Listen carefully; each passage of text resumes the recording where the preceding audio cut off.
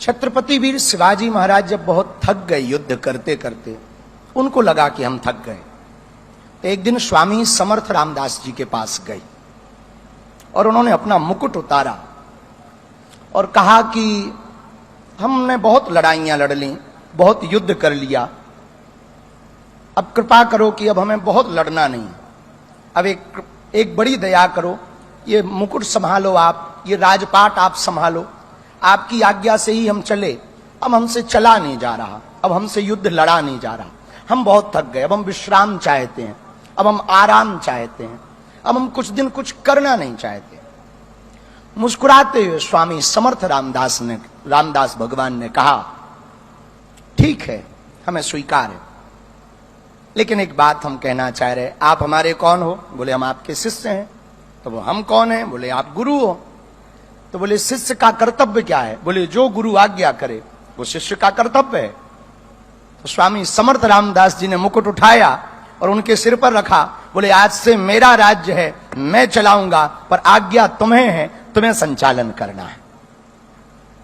इस घटना को कह के, इस बात को कह के हम कहना यह चाह रहे, भगवान की आज्ञा से, भारत माता की आज्ञा से हम सबका गौरव है कि कैसे सपूत ने जन्म लिया इस भूमि पर, एक ऐसे महापुरुष ने जन्म लिया इस भूमि पर जो वर्तमान में तो संघ के प्रमुख हैं, लेकिन उन्होंने भारत के गौरव को पुनः विश्व के पटल पर स्थापित करने के लिए अपना जीवन दिया, तन दिया, मन दिया, जीवन दिया। हमें भरोसा है जिस दिन भारत माता दुर्गा मंदिर बनेगा, फिर से भारत शक्ति संपन्न होगा और अखंड भारत बन जाएगा। जे बोललेलं आहे ते सगळी भाकड कथा आहे। इतिहासामध्ये याच्यासाठी कुठलाही पुरावा आपल्याकडे एक कणाचा सुद्धा उपलब्ध नाही आहे। शिवाजी महाराज आणि रामदास स्वामींच्या बद्दल जे काही ते बोलले ते अत्यंत आक्षेपार्ह आणि निषेधार्ह सुद्धा आहे, कारण या विषयासाठी कुठलाही पुरावा नाही। या 8 वर्षापूर्वी 9 वर्षापूर्वी भारतातल्याच काही महाराष्ट्रातल्याच काही अभ्यासक म्हणणाऱ्या लोकांनी एक चापल सनद नावाची एक बोगस सनद लोकांसमोर आणली आणि त्या माध्यमातून बघा या गोष्टीला पुरावा असं सांगायचा प्रयत्न केला। त्यावेळेला सुद्धा ज्येष्ठ इतिहासकार गजानन मेहेंदळे यांनी याचा प्रतिवाद केलेला होता आणि त्यांनी अगदी स्पष्टपणे हे कागदपत्र ही सनद बनावट आणि बोगस आहे हे सांगितलेलं होतं।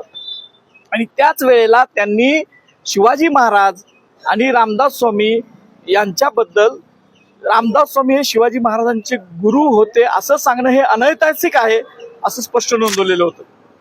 खरं तर शिवाजी महाराजांच्या आणि या रामदास स्वामींच्या गुरुत्वाबद्दल महाराष्ट्रामध्ये राजर्षी शाहू महाराज, महात्मा फुले, शिवाजी विद्यापीठाचे पहिले कुलगुरू आप्पासाहेब पवार यांच्यापासून ते आतापर्यंत डॉक्टर जयसिंगराव पवार सरांच्या पर्यंत जे ज्येष्ठ संशोधक होऊन गेले, अशा सगळ्या इतिहासाच्या गाड्या अभ्यासकांनी शिवाजी महाराज आणि रामदास यांचं गुरु शिष्यत्वाचं नातं नव्हतं हे ठामपणे आणि इतिहासाच्या आधारावर सांगितलंय। असं असताना सुद्धा वारंवार त्या स्टेजवर असणारा तो गोविंदगिरी महाराज नावाचा एक जण व्यक्ती आहे, त्यानं सुद्धा असं वक्तव्य केलं होतं। आणि हा धीरेंद्र शास्त्री की ज्याला मराठ्यांच्या इतिहासाचा काहीच अभ्यास नाही, उत्तरेतनं येऊन शिवाजी महाराजांचा आणि आपल्या मराठ्यांचा चुकीचा इतिहास सांगायचं आणि लोकांची दिशाभूल करायचं एक व्यवस्थित षडयंत्र रचून हे चाललं आहे का काय, असं यांची वारंवार ही विधानं बघून वाटतंय। त्या विचारपीठावर माननीय मुख्यमंत्री सुद्धा होते, नितीन गडकरी साहेब होते। अशा लोकांच्या उपस्थितीमध्ये अशी मुक्ताफळं शिवाजी महाराजांनी स्वतःचा टोप काढला, जिरटोप आणि रामदासांच्या पायाशी ठेवला, या अत्यंत अपमानजनक विधान या बागेश्वर धामनं केलेलं आहे, बागेश्वर बाबानं केलंय। याच्याबद्दल महाराष्ट्र शासनानं, मुख्यमंत्र्यांनी सुमोठो कारवाई करावी आणि या बागेश्वर धामला गजाच्या आड ठोकावं किंवा त्याला एक माहिती, हे बोगस माहिती कोण देते याचाही सुद्धा शोध घेतला पाहिजे।